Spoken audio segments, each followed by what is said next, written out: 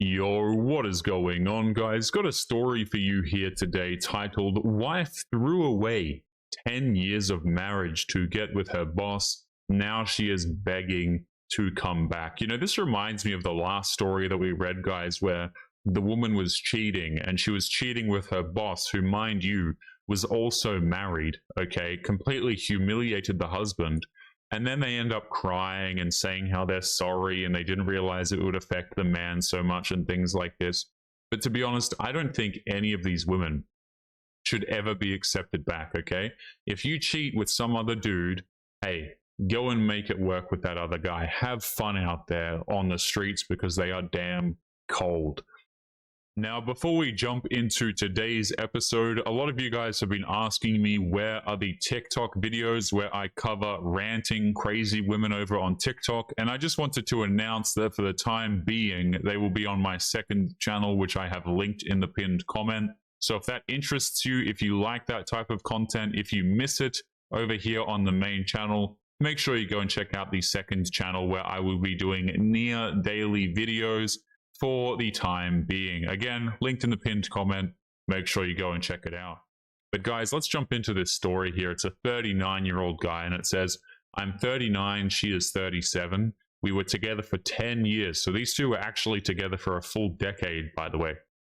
Which, as far as, you know, comparing that to modern day relationships is significant, absolutely significant compared to the relationships these days, guys. Like, you try and have a 10-year marriage with or a relationship even with a modern day woman, it's simply not doable, guys. Simply, it's just not doable.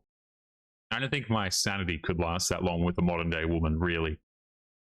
So they were married for 7 of those years. I thought we had a solid foundation. We had good jobs, no kids yet, and that was by choice. And we had a shared plan to build something long term. We were consistent. At least I thought that we were consistent, he says. About a year ago, something in her changed. She got a promotion at her work, and he says, I was genuinely proud of her. She was working under a new department head, and suddenly there were late meetings, weekend conferences, and a ton of networking events that she claimed I wouldn't enjoy. Okay, so she's cheating with the boss instantly. She got a promotion, she's in a new department, and the head of the department is having fun with her, and that's what this is all about. Lots of late meetings, lots of weekend conferences, a ton of quote-unquote networking. I mean, you know, it is what it is at that point, guys. It's a wrap, as we say. She started dressing differently. Oh, great. More makeup, tighter dresses, new perfume I had never seen before. When I asked about it, she brushed it off with, I just want to feel confident at work. He said, I didn't question it too hard. I trusted her. So what are we doing? Let's add all this up. Late meetings, weekend conferences, networking events that he's not allowed to go to. Like, let's translate this, okay? Like, he's not allowed to go to these things. And then on top of that, she's dressing differently. She's wearing, like, she's trying to get attention from men. Let's just make that very clear, right? In this instance, she's clearly trying to get attention from one particular man, as the story indicates. But regardless, she's just fishing for attention from men at the end of the day. So, and he doesn't question it, right? Because we as men, not allowed to question anything. He says, our conversations became surface level. We stopped being intimate. She always seemed irritated with me, like I was a burden. I tried to talk about it. She claimed she was just stressed and needed space. So I gave it to her. I cooked dinner. I kept the house clean. I tried to support her from the background, and I thought it was just a phase. But she wasn't stressed. She was cheating. Okay, so no, on top of all the things I just mentioned a moment ago, the intimacy has also been cut off on top of that. Okay, so guys, like, how many red flags, how many things do we need to, you know, kind of kick us in the face here and say, hey, listen, things are not going well, for men to turn around and listen, guys. Like, I hear these stories, and a lot of these dudes, they're like, oh, the relationship was solid, I didn't see any red flags. And it's like, I just read 50 red flags consecutively. And if they exist now, I guarantee you they would have existed earlier on in the marriage as well. One night, her co-worker, a guy I barely knew, messaged me on LinkedIn of all places. He wrote, I know you don't know me personally, but I think you deserve to know. Your wife and our boss have been seeing each other behind everyone's back, and I thought it was just a fling, but apparently it's been going on for months. I asked for proof, he said.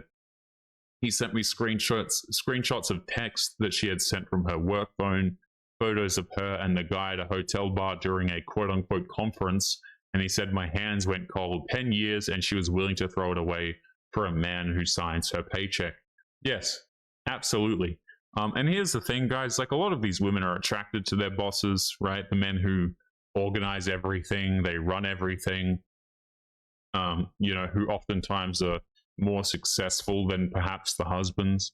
And that's really what it's all about. The guy's more attractive, he makes more money, he's in a leadership position.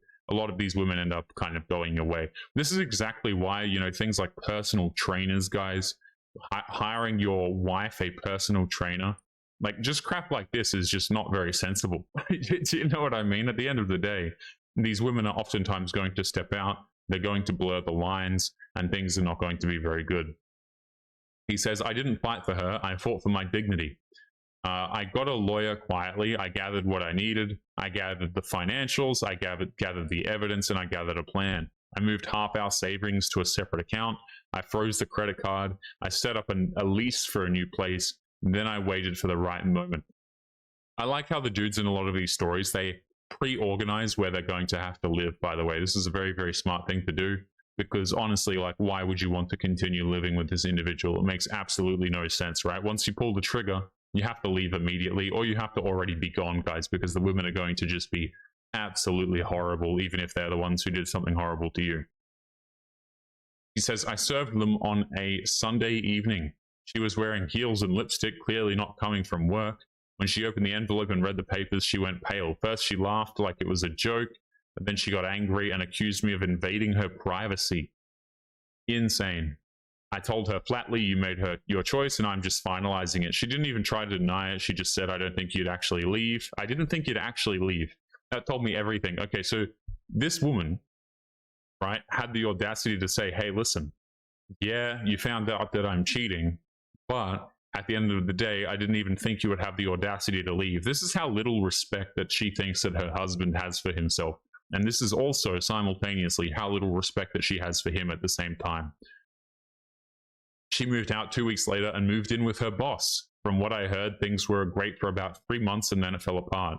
Apparently he pulled away and got cold, didn't want anything serious. She was no longer the exciting thing, just another woman with baggage. She tried to keep the relationship going, but he ghosted her completely. This is usually the way it goes, by the way. I would argue that a lot of the times these women don't even have a relationship with these men. They think that they have a relationship and they have something meaningful and all of this stuff. But really, man, the dudes aren't there for the long term. They're just there for the fun, and they're there to bounce. Especially these older guys, these guys in their 40s and stuff who have options with women. Like, they just don't have a reason to commit to these women at all. They simply just don't have a reason. He says, one evening I got a text, can we talk? I miss us, I made a mistake. I ignored it. She followed up with emails, long ones. She cried in them.